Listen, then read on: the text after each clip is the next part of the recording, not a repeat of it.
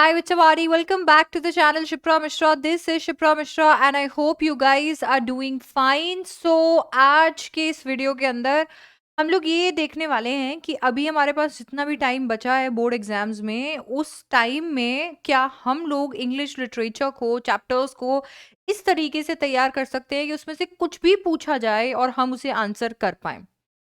English literature में अगर हम बात करते हैं या फिर हम लैंग्वेज की पूरी बात करते हैं तो बहुत सारे लोग ये कहते हैं कि 100 आउट ऑफ 100 आना लैंग्वेज में बहुत ही मुश्किल होता है। ऐसा इसके लिए होता है क्योंकि तुम जितना भी ट्राई करो बनी, कुछ ना कुछ छूट ही जाता है। अभी आप यहाँ पर कुछ ग्रैस्प करने की कोशिश करोगे और हाथ से कुछ और निकल जाएगा।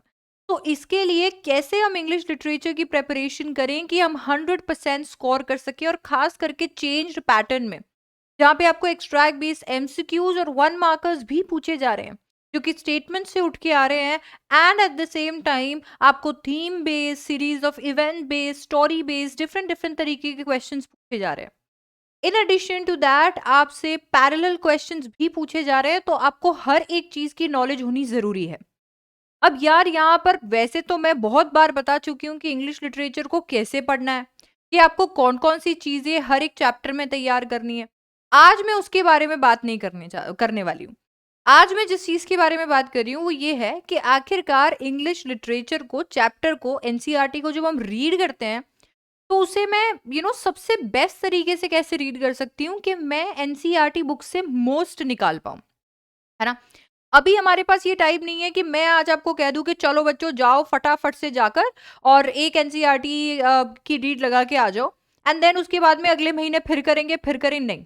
मैं उसमें भरोसा नहीं रखती हूँ। मुझे लगता है कि एनसीईआरटी को आप एक बार कर लीजिए, इंग्लिश की बात कर रही हूँ मैं, एक बार एनसीईआरटी को रीड कर लीजिए, उसके बाद में आपको उसको रीड करने की जरूरत नहीं है अगर आपने सही तरीके से किया, क्योंकि उसके बाद में आप जितनी मर्जी चाहे उसे रीड कर लीजिए, उसमें से वही निकलेगा।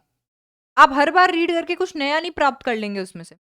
तो इंग्लिश के अंदर बार बार मल्टीपल टाइम्स उसको पढ़ने से कुछ नहीं होगा, और तरीके होते हैं इंग्लिश में रिवाइज करने के, वो भी हम डिस्कस करने वाले हैं। बाय द वे, अगर आपको मेरी आवाज़ थोड़ी अजीब लग रही हो तो मुझे माफ़ कर दीजिएगा। वो एक छोटा सा करिश्मा मैंने दिखा दिया था। लाइफ काफ़ी अच्छी जा रही थी तो फिर मैंने सोचा कि कुछ एडवेंचर करें, और उसके चक्कर में मैंने मेरा मुंह जला लिया है।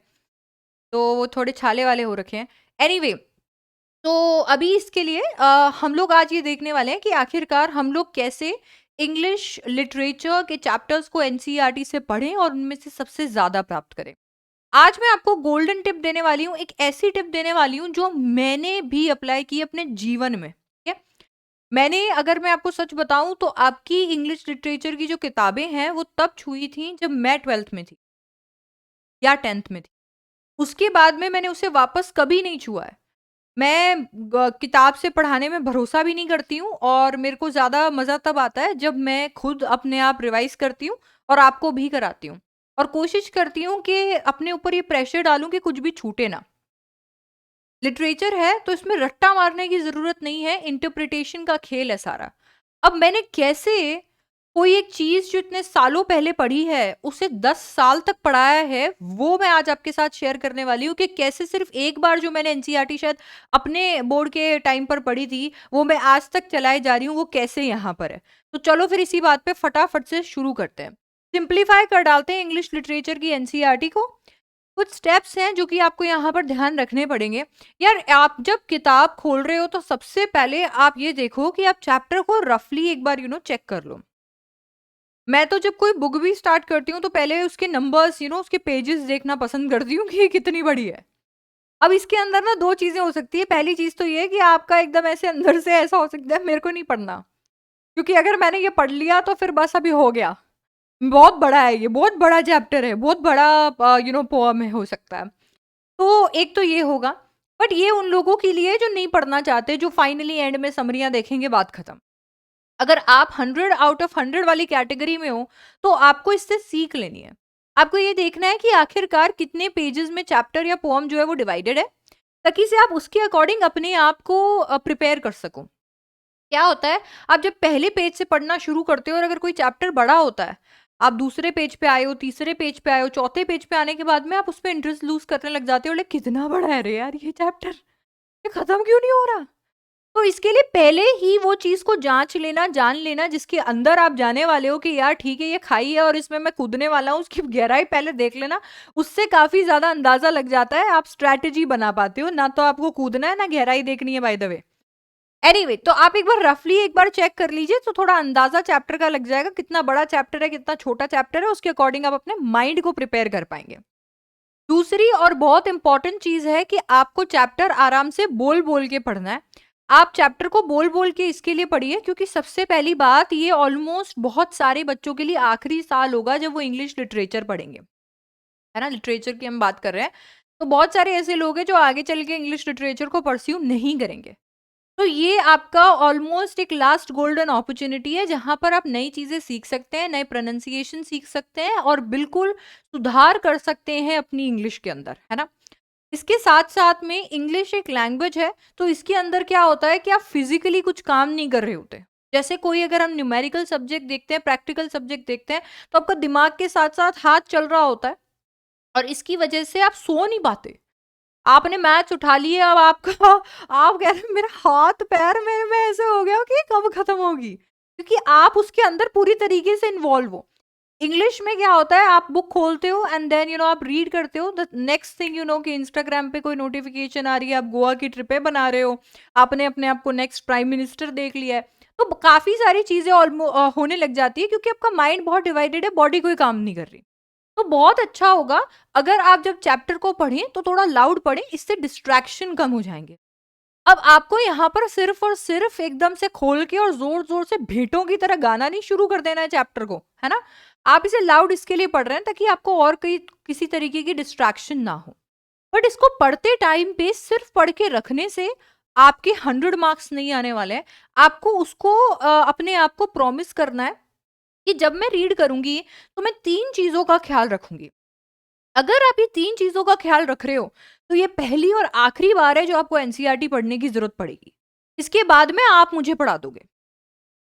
तो इसके लिए आपने जब चैप्टर थोड़ा जोर जोर से पढ़ा, एक पेंसिल अपने हाथ में ले लीजिए। आप डिफरेंट वर्ड्स और फ्रेजेस को फाइंड आउट करने की कोशिश कीजिए, अंडरलाइन करने की कोशिश कीजिए।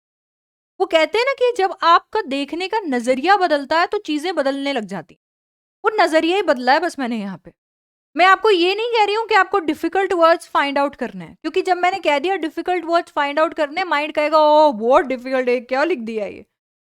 मैं कह रही हूँ डिफरेंट वर्ड्स या न्यू वर्ड्स, ऐसे वर्ड्स जो शायद आपने, ऐसे फ्रेजेस जो आपने कभी सुने नहीं होंगे, जो आपके लिए डिफरेंट, आपके लिए नए हैं। आप उन्हें फाइंड आउट करने की कोशिश कीजिए, उन्हें अंडरलाइन कीजिए। क्यों? क्योंकि आपको अपने आप को वोकैब वाले क्वेश्चंस के लिए भी प्रिपेयर करना है, आपको खुद की वोकैब भी अच्छी करनी है और ये वर्ड और फ्रेजेस अपने को आंसर में भी यूज करने पड़ेंगे। तो ये तो हमारी तिजोरी में जाने चाहिए सीधे।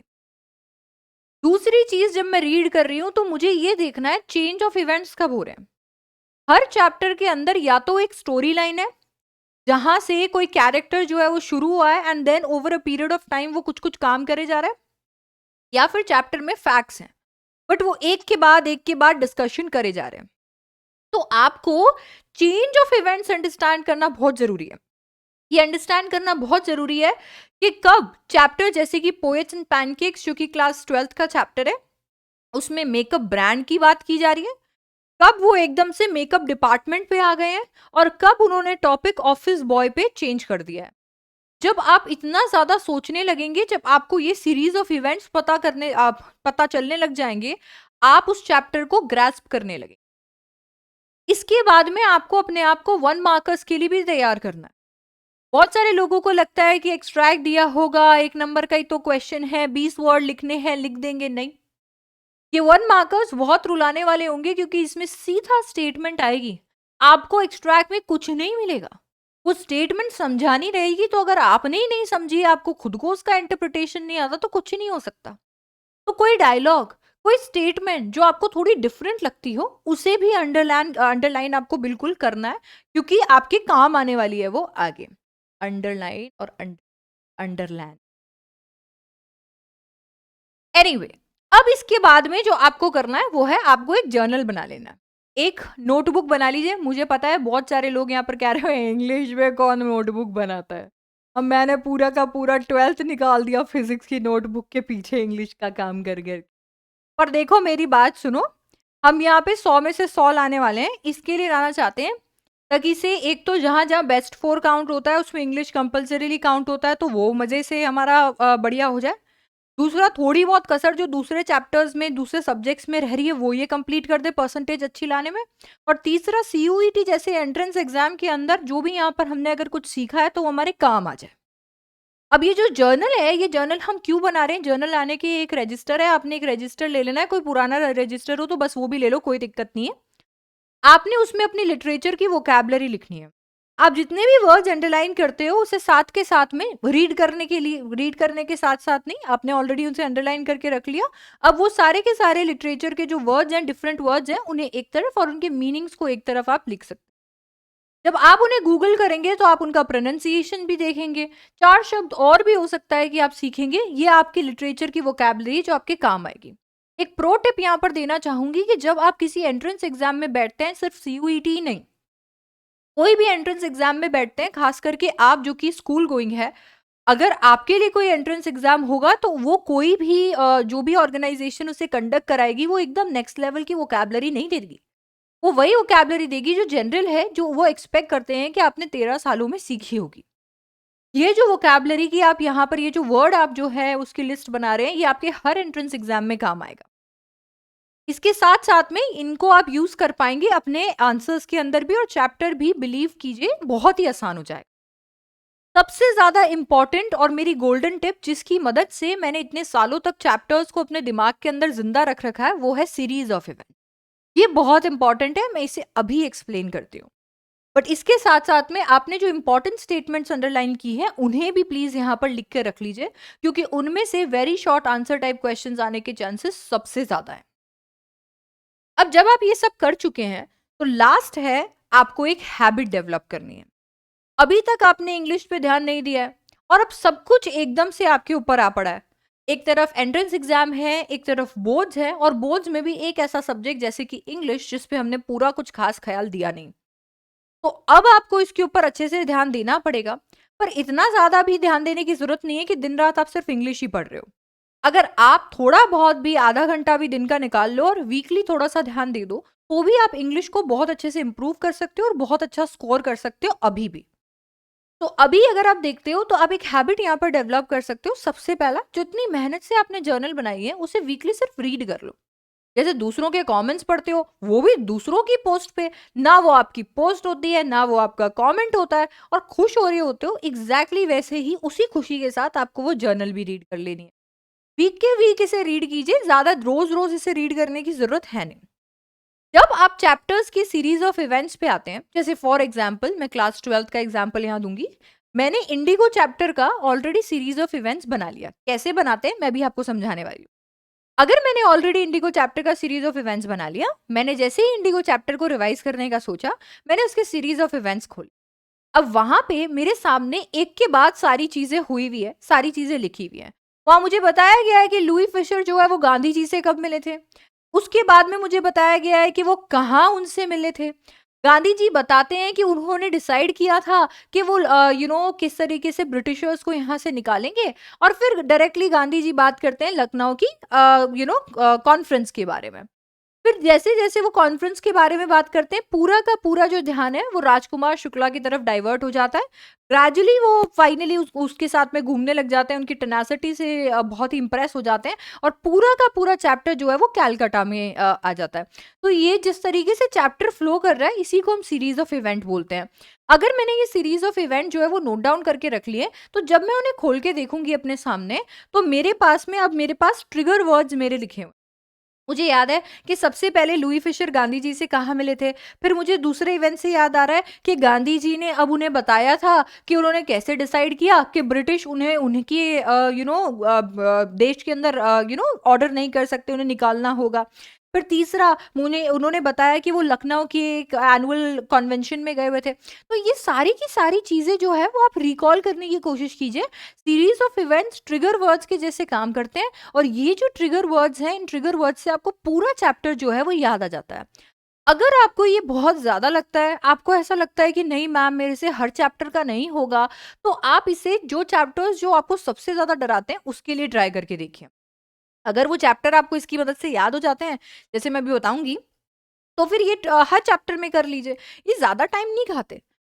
फिर इसके बाद में जब आप सीरीज ऑफ इवेंट्स के थ्रू रिकॉल करने की कोशिश कर रहे हैं, तो बहुत सारे बच्चे ऐसे कहते हैं कि मैम मेरे दिमाग के अंदर वर्ड्स आ रहे होते हैं पर मुझे लिखना नहीं आता। ऐसा इसके लिए क्योंकि तुम्हारी रिकॉलिंग बहुत वीक है। जब तुम कोई भी चैप्टर का नाम देखते हो, उससे रिलेटेड कैरेक्टर देखते हो, तो तुम्हारे कंप्यूटर के अंदर टैब तो खुलता है, बट देन उसके बाद में वो टेक्स्ट आप रीड नहीं कर पाते। आपको ऐसा लगता है कि लेफ्ट पेज पे 5th लाइन पे पी से कुछ लिखा हुआ था, बट देन उससे आगे आप नहीं बढ़ पाओगे क्योंकि आपने एक्टिव रिकॉलिंग ट्राई नहीं किया। एक्टिव रिकॉलिंग आप इस स्टेज पे करते हो जब आपने ऑलरेडी सारी चीजें प्रिपेयर कर ली है। अब आप सीरीज ऑफ इवेंट्स को ध्यान में रख के पूरे चैप्टर का खुद से समरी लिखिए। समरी मैं भी दे दूंगी, बहुत सारे साइट्स पे मिल जाती हैं, बहुत सारे यूट्यूबर्स आपको दे देंगे, बट देन वो समरी जो आप खुद लिखोगे, आपके सीरीज ऑफ इवेंट्स को याद कर करके वो समरी आप कभी नहीं भूलोगे। वो एक ऐसी समरी होगी जो शायद आप कभी भूलोगे, मतलब वो हमेशा आपको याद रहने वाली। साथ ही साथ में उसमें आपकी राइटिंग स्किल डेवलप होगी क्योंकि आप चीज़ों को याद करके खुद के वर्ड्स में लिखने की कोशिश कर रहे हो। आपको पता भी नहीं चलेगा कि कब आप एनसीईआरटी के वर्डिंग्स, एनसीईआरटी का जो एक स्टाइल है, ऑथर का जो स्टाइल है लिखने का, वो आप कब कॉपी कर चुके हो। तो वो वैसे आपको एक समरी जो है वो प्रिपेयर करनी है। जब आप ये कर लेते हो, इसका मतलब है आपका चैप्टर पूरी तरीके से तैयार है, आपने इंग्लिश लिटरेचर को क्रैक कर लिया। आपको ये सब कुछ बहुत टाइम कंज्यूमिंग लग रहा होगा।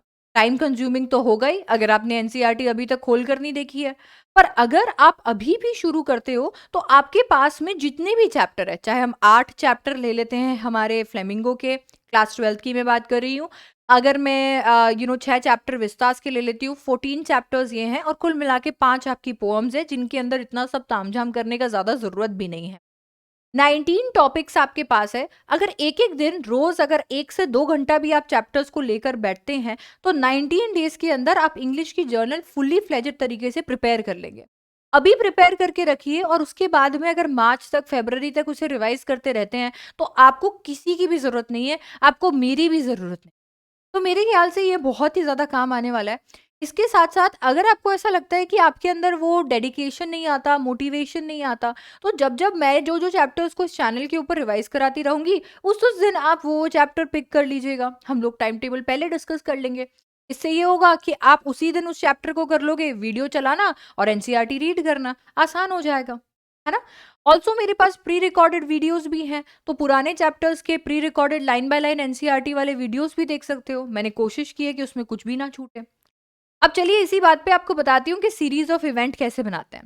तो पोएट्स एंड पैनकेक्स एक ऐसा चैप्टर है जो कि बहुत सारे बच्चे जिससे डर रहे हैं और एक ऐसा चैप्टर है जो मैंने भी अपने टीचिंग करियर के अंदर लगभग 3 बार ही पढ़ाया होगा। इससे ज़्यादा बार मैंने इसे पढ़ाया नहीं है क्योंकि सीबीएसई ने इसे एज़ सच कभी दिया नहीं था। तो मैंने सोचा कि अगर मैं सीरीज़ ऑफ इवेंट ही समझा रही हूँ तो क्यों ना मैं पोएट्स एंड पैनकेक्स से शुरू करूँ, क्योंकि इसके अंदर कोई स्टोरी नहीं है। एज़ सच कोई स्टोरी नहीं है। सिर्फ़ और सिर्फ़ कुछ इंसिडेंसेस के बारे में बात की जा रही है क्योंकि ये एक एक्सर्प्ट है, एक हिस्सा है। तो इस चैप्टर को याद रख पाना बहुत मुश्किल है। आप इस चैप्टर को इस तरीके से याद नहीं रख सकते हो कि अरे पहले ये हुआ था, फिर ये हुआ था, और कभी-कभी आंसर लिखते वक़्त आप बहुत सारे इवेंट्स मिस भी कर सकते हो।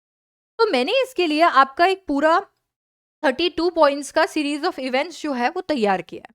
अब ऐसे में जैसे मान लीजिए अगर हम इस चैप्टर का एग्जाम्पल लेते हैं, तो यहाँ पर मैंने सबसे पहले चैप्टर में मेकअप ब्रांड पैनकेक के बारे में बात की है।